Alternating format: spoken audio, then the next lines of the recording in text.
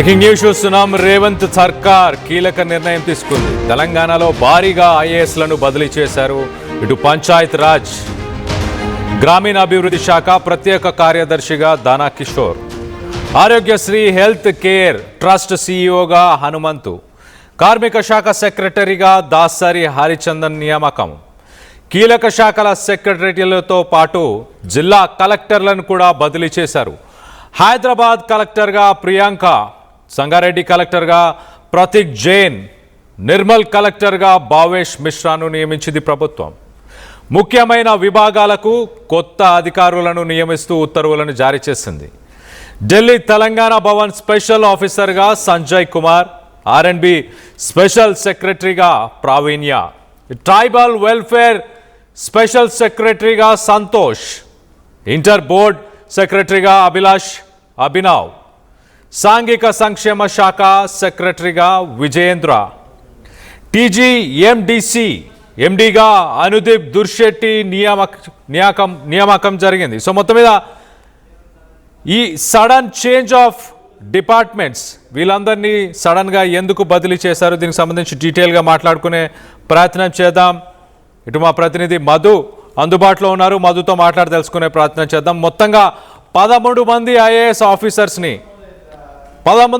IAS ఆఫీసర్స్ని బదిలీ చేశారు.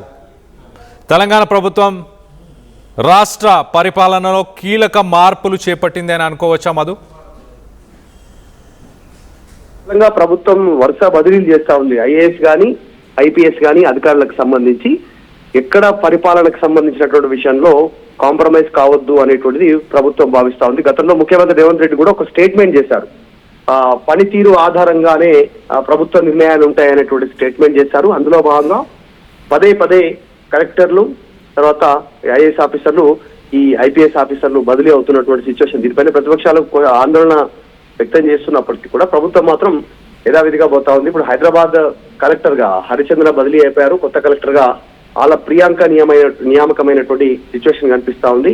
తర్వాత ప్రస్తుతం ఆమె కార్మిక శాఖ కార్యదర్శిగా బదిలీ అయ్యారు. జిహెచ్ఎంసీలో జోనల్ కమిషనర్ గా ఉన్నటువంటి ప్రియాంక కొత్త హైదరాబాద్ కలెక్టర్ గా వచ్చినటువంటి సిచ్యువేషన్ కనిపిస్తా ఉంది. తర్వాత మొత్తం 30 మంది ఐఏఎస్ అధికారులు బదిలీ చేస్తూ ప్రభుత్వం నిన్న రాత్రి శనివారం రోజు ఉత్తర్వులు జారీ చేసింది.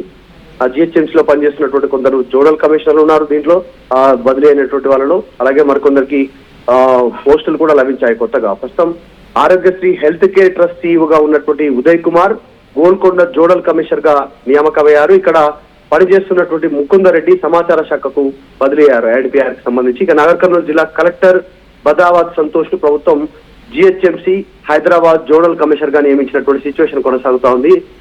షేర్లింగంపల్లి జోనల్ కమిషనర్ గా బోర్కాడే హేమంత్ సహదేవరావు ములుగు జిల్లా కలెక్టర్ గా బదిలీ అయినటువంటి పరిస్థితి కనిపిస్తా ఉంది. ఇక LB Nagar zonal commissioner Hemant Keshav Patil ను నాగర్ కర్నూలు జిల్లా కలెక్టర్ గా ప్రభుత్వం నియమించింది. ఇక రాజనగర్ జోనల్ కమిషనర్ ముకుందును ఉట్టూరు ఐటీడీఏ ప్రాజెక్ట్ అధికారిగా బదిలీ చేశారు. మిర్యాలగూడ సబ్ కలెక్టర్ గా ఉన్నటువంటి నారాయణ అమిత్ మాలేటి షేర్లింగంపల్లి జోనల్ కమిషనర్ గా ఆయనను బదిలీ చేసినటువంటి పరిస్థితి ఉంది. అట్లనే Bodhan sub collector Vikas Mahato LB Nagar zonal commissioner గా నియామకమయ్యారు. జయశంకర్ భూపాలపల్లి జిల్లా Kataram sub collector Mayank Singh Kukatpally zonal commissioner గా, బాన్సువాడ సబ్ కలెక్టర్ గా ఉన్నటువంటి కిరణ్మయి కొప్పిశెట్టి రంగారెడ్డి అదనపు కలెక్టర్ గా స్థానిక సంస్థలకు సంబంధించినటువంటి బదిలీ చేశారు. చార్మినార్ జోనల్ కమిషనర్ గా పనిచేస్తున్న శ్రీనివాస్ రెడ్డిని రాజేంద్ర నగర్ జోనల్ కమిషనర్ గా బదిలీ చేశారు. సో వరుసగా గత కొంతకాలంగా ప్రభుత్వం వరుస బదిలీలు చేస్తా ఉంది. ఐఏఎస్ కావచ్చు, ఐపీఎస్ కావచ్చు. పరిపాలన దృష్ట్యా అక్కడ అవసరం అనుకున్న చోట వీళ్ళందరినీ పదే బదిలీ చేస్తా ఉంది. ప్రతిపక్షాల నుంచి ఒక చిన్న విమర్శ ఉంది. అధికారులను పదే బదిలీ చేస్తే వాళ్ళు ఛార్జ్ తీసుకుని దానిపైన పట్టు తీసుకోవడానికి కాస్త సమయం పడుతుంది.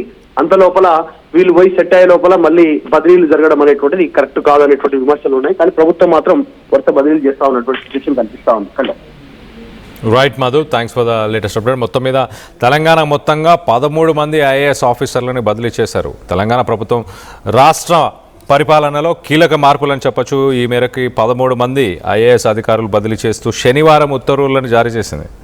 హైదరాబాద్ జిల్లా కలెక్టర్గా పనిచేస్తున్న దాసరి హరిచందన్ సహా పలువురు సీనియర్ అధికారులు, జిల్లా కలెక్టర్లు కొత్త బాధ్యతలు అప్పగించింది. ఇటు ప్రభుత్వ ప్రధాన కార్యదర్శి కె రామకృష్ణారావు, గవర్నర్ పేరుతో ఈ ఉత్తర్వులు జారీ చేశారు. దానికి సంబంధించిన లెటర్ని మనం చూస్తున్నాం. దీంట్లో అందరి డీటెయిల్స్ 13 మందికి సంబంధించిన డీటెయిల్స్ అన్నీ కూడా ఉన్నాయి. ఒకరు మొత్తంగా ఇటు చూస్తే సీనియర్ ఐఏఎస్ అధికారి సంజయ్ కుమార్ 1995 బ్యాచ్. ఆయనని ఢిల్లీలోని తెలంగాణ భవన్ స్పెషల్ ఆఫీసర్గా ఆయనని బదిలీ చేశారు. కార్మిక ఉపాధి కల్పన శాఖ ప్రత్యేక ప్రధాన కార్యదర్శిగా ఇటు దానా కిషోర్ 1996 బ్యాచ్. దాంతోపాటు సంజయ్ కుమార్ స్థానంలో పంచాయత్ రాజ్, గ్రామీణ అభివృద్ధి, గ్రామీణ నీటి సరఫరా శాఖ ప్రత్యేక ప్రధాన కార్యదర్శిగా ఆయనని నియమించారు.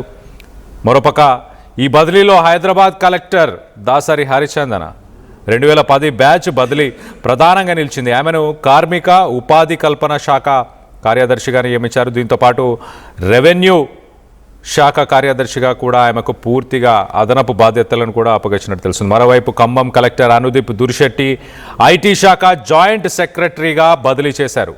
గనులు మరియు భూగర్భ వనరుల శాఖ డైరెక్టర్గా Telangana minerals development corporation TGMDC VC and ఎండీగా పూర్తి అదనపు బాధ్యతలు ఇచ్చారు. Sangareddy collector P Pravinya 2016 batch.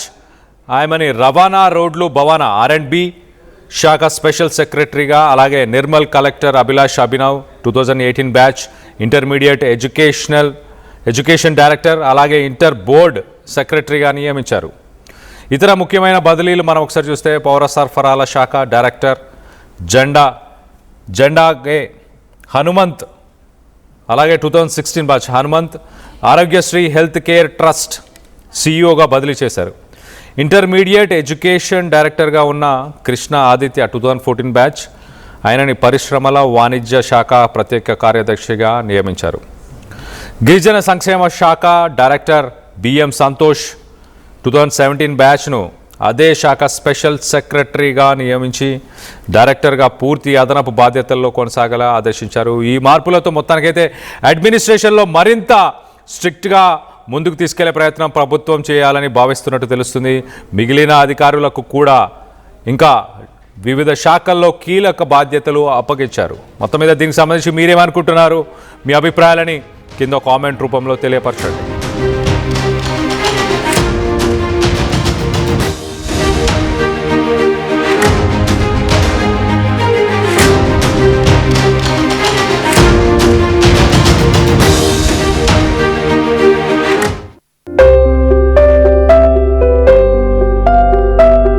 చిన్న చిన్న ఆనందాలు 35 ఏళ్లుగా నా జీవితంలో లేవు.